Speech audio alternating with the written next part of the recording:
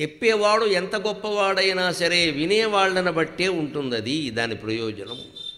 ఇది మనం చాలామంది అలవాటు చేసుకోవాలి, నేర్చుకోవాలి.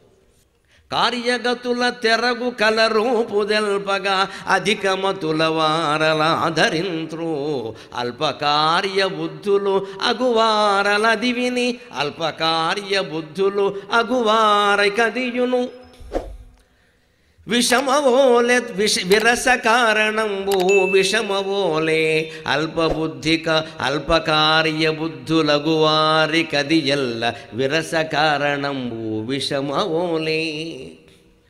వ్యాస మహర్షి వచ్చి చెప్పినా సరే లోకం మారుతుందనే నమ్మకం లేదండి. మంచిది, ఎవరి మార్పు గురించి వారు ఆలోచించాల్సింది, కానీ చెప్పేవాడు చెప్పాలి. కార్యగతుల తెరగు కలరూపు తెలిపిన అధికమతుల వారలు ఆదరించు. తిక్కన గారి పద్యం ఇది, ఉద్యోగ పర్వంలో. ఉన్నది ఉన్నట్టుగా చెబితే సరైన బుద్ధి కలిగినవాడు, నిష్కల్మషమైన బుద్ధి కలిగినవాడు, ధీరుడైన వాడు ఆదరిస్తాడు. నిజం చెప్పేవాయ, నిజం చెప్పేవాయ, నాకు నచ్చదనుకో అయినా నిజం చెప్పేవాడు. అటువంటి రాజు పనికొస్తాడు. ఏ మనిషి అయినా అలా ఉంటే పనికొస్తాడు. మనకి నచ్చకపోయినా సరే నిజం చెబితే నమ్మాలి.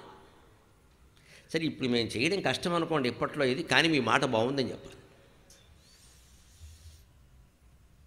అల్పకార్య బుద్ధులగు వారికి అది ఎల్ల విరస కారణంబు విషమమగుట. విషమవోలే. అల్పకార్య బుద్ధులు అంటే ఎవరు? ఇవాళ మనకు చాలామంది కనపడతారు. తొందరగా అయిపోవాలి, తొందరగా అయిపోవాలి, అలాగే ఈజీ మనీ, ఈజీ మనీ. ఇవాళ అందరూ పఠిస్తున్న మంత్రం ఇది, ఈజీ మనీ. తొందరగా ఎలా వస్తుంది? తొందరగా ఎలా వస్తుంది? తొందరగా పని అయిపోవాలి, తొందరగా డబ్బు రావాలి. అది కూడా డబ్బు కూడా అది వందల వేలు కాదు, కోట్లే. ఇదే వీళ్ళు ఎందుకు సరిగ్గా ఉండట్లేదు కొంతమంది అంటే అల్పకార్య బుద్ధులు. తేలిగ్గానే పని అయిపోవాలనుకుంటా. తేలిగ్గా ఏ పని కాదమ్మా. ఇది వాళ్ళకి అర్థం కావాలి బాగా. అందుకని మహారాజా కొంతమంది ఎలా ఉంటారు అంటే ఇలా వినగానే ఏదో జరిగిపోవాలి, మనం పరీక్షకి వెళ్ళగానే అది ఏదో అయిపోవాలి అనుకుంటారు.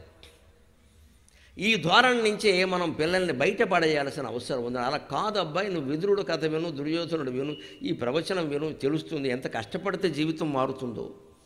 ఒక రూపాయి సంపాదించడం ఎంత కష్టం మీ తాతను అడగవయ్యే చెప్తాడు. ఐదు పైసలు ఉండే రోజుల్లో రూపాయి సంపాదించడం చాలా కష్టం అండి. అది సామాన్యమైన విషయమా? ఇది జరుగుతుంది. ఇదే అల్పకార్య బుద్ధులు అంటే ఈ కాలంలో అర్థం. ఇది తొందరగా పని అయిపోవాలి, తొందరగా డబ్బు రావాలి, అది కూడా లక్షల్లో రావాలి, కోట్లలో రావాలి. ఎందుకు వస్తుందండి? రైతు అనేవాడు విత్తనం నాటితే 6 నెలలు దాటితే కానీ పంట రావట్లేదు కదా. అమ్మిన ధాన్యానికి డబ్బు రావడానికి 6 నెలలు పడుతుంటే ఓపికగా ఆగుతున్నామా లేదా? ఏం చేస్తాం? ఎడుతూ కూర్చుంటామా? మరి ఏదైనా ఈజీగా తేలిగ్గా ఎలా వస్తుంది? ఇది అర్థం చేసుకోవాలి. అదే విదురుడు చెబుతున్నాడు. చెప్పొచ్చునయ్యా, చాలా నీతులు చెప్పొచ్చు, కానీ మహారాజా కార్యగతుల తెరగు కలరూపు తెలిపిన ఉన్నది ఉన్నట్టుగా చెబితే ఎవరికి నచ్చుతుందయ్యా? అధికమతుల వారు ఆదరించరు. కాస్త ఉన్నతంగా ఆలోచించేవాడు నిజమే, మనం చేసిన తప్పు చెప్పాడైనా మనం చెయ్యిందేం చెప్పలేదు కదా, ఆయన అనుకోవడం ఎందుకు, మనం సరి చేసుకుందాం అని ఇలా ఎవరు ఆలోచిస్తారో వారికి నమస్కారం. సత్యం నీకు నచ్చినా నచ్చకపోయినా లోపల జ్యోతిలా వెలిగి తీరుతుంది మిత్రమా. సత్యం అంటే అంతే, సత్యం అంటే అంతే. నీకు నచ్చచ్చు, నచ్చకపోవచ్చు, అంతరాత్మక నచ్చి తీరుతుంది నేను చెప్పే మాట. అది సత్యం అంతే. నా గొప్పతనం ఏం లేదు, సత్యం గొప్పతనం. అది నిజమా కాదా? అల్పకార్య బుద్ధులు తొందరగా అయిపోవాలనుకున్న వాడికి ఎలా నచ్చుతుందయ్యా? అది వాళ్ళకి విషంలా ఉంటుంది. ఎందుకంటే విరస కారణమున